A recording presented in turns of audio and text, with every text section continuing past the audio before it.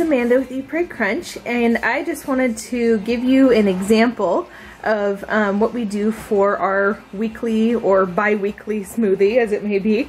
I usually make one of these up in my big Vitamix here, and I can make a big old batch and it will last us for 2 or 3 days. So I usually make 1 or 2 a week, and I just thought that since I haven't talked about food in a while, this would be a great thing to do, since I was just about to throw one together here for little man's for his dinner. Yeah. So anyway, what I usually start out with is my base, which is always bananas. So I usually put in, I try to get the ones that are a little more overripe because I'm trying to use them up. So I put in 2 bananas, and I put in 1 organic orange, peeled it and put it in there. And we had a pomegranate still left over from our trip to Costco the other week, so I chopped that up.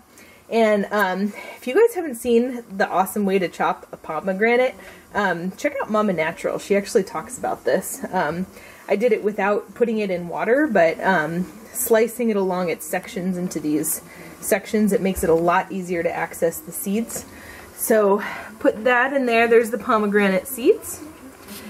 And then I always put in kale. This is one way that I get the dark leafy greens into my son. He is almost 2 years old, and we are having a difficult time getting him to eat fresh fruits and veggies, but he loves, absolutely loves smoothies. So I just got some fresh organic kale here. So before I put the kale and other things in, I'm going to just start with the fruit like I showed you here. Oh, I also have some frozen organic cherries. I get those at Costco, and I mix it up. You know, it's different fruit every time that I put in, but it's usually bananas and oranges and something else. So I also put in frozen berries, frozen mango, whatever we have on hand. So anyway, to add a little bit of liquid, I just usually use this organic coconut milk. This stuff isn't particularly nutritious, but it just adds a little liquid to give it some volume and thin it out a little bit. And I also put in our homemade kefir. I make this from raw milk, and I'll do a tutorial on that at some point on how to make kefir. It's really, really easy, and I just make a little batch like this once every 2 or 3 days or so.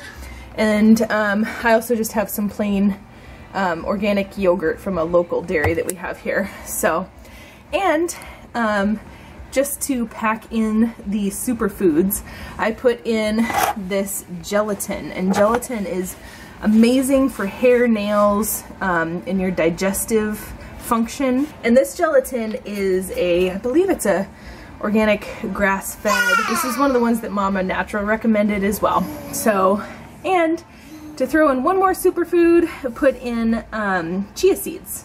And there have just been so many studies lately showing the benefits of chia seeds, and especially once they have been in a liquid and they go through the process where they kind of turn gelatinous, that releases their nutrients and makes them a lot more available to your body. So I have already put in the gelatin and the chia seeds as well, and let's add in a little bit of the kefir and yogurt. As you can see, I have added in the yogurt and the kefir, and the reason I make homemade kefir in the first place is because of its very, very concentrated levels of probiotics. You really can't get better and more plentiful strains of probiotics than you can from kefir, especially homemade kefir. And that's why we do it, because it is so good for gut health. And the probiotics are one of the components that have really helped heal a lot of my digestive issues that I used to have. So that's why I put that in. So I always save putting the kale in for last, just because I like to get everything blended up first and then stick it in. So let's put this lid on, and I actually usually, one thing I love about the Vitamix is this little tool here so that you can help it along. So let's turn turn on this bad boy and blend them up.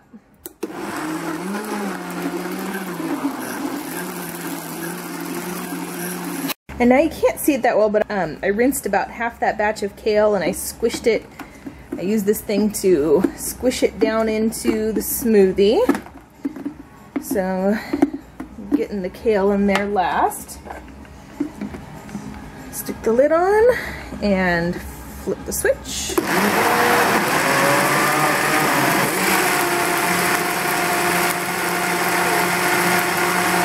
And then, just to add a little bit of sweetness, I have these Sweet Drops stevia drops, and we use stevia to sweeten most things that we sweeten. We also use maple syrup and raw honey, but we actually use stevia the most. So it's really easy to put in a smoothie. You just put in a couple of squirts into the top there. And that's it. A little goes a long way with the stevia. And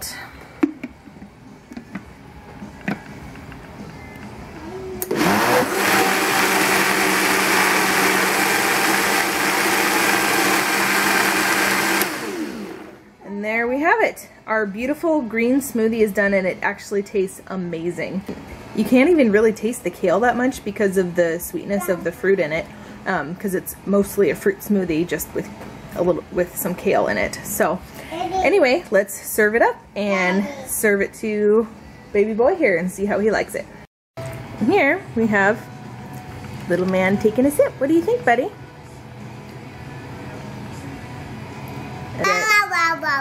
That's right. Is that your commentary? And this, ladies and gentlemen, is how we get fruits and veggies and other various superfoods into our 2-year-old. He absolutely loves it. He's having it with his dessert of raisins here. And this is just a really easy way to pack in some superfoods into your diet with a weekly smoothie. Thanks for watching, you guys. If you like this video, give it a thumbs up, and we'll see you in my next video. Bye. Can you say eat, pray, crunch? Epic crunch. Good boy. Yeah.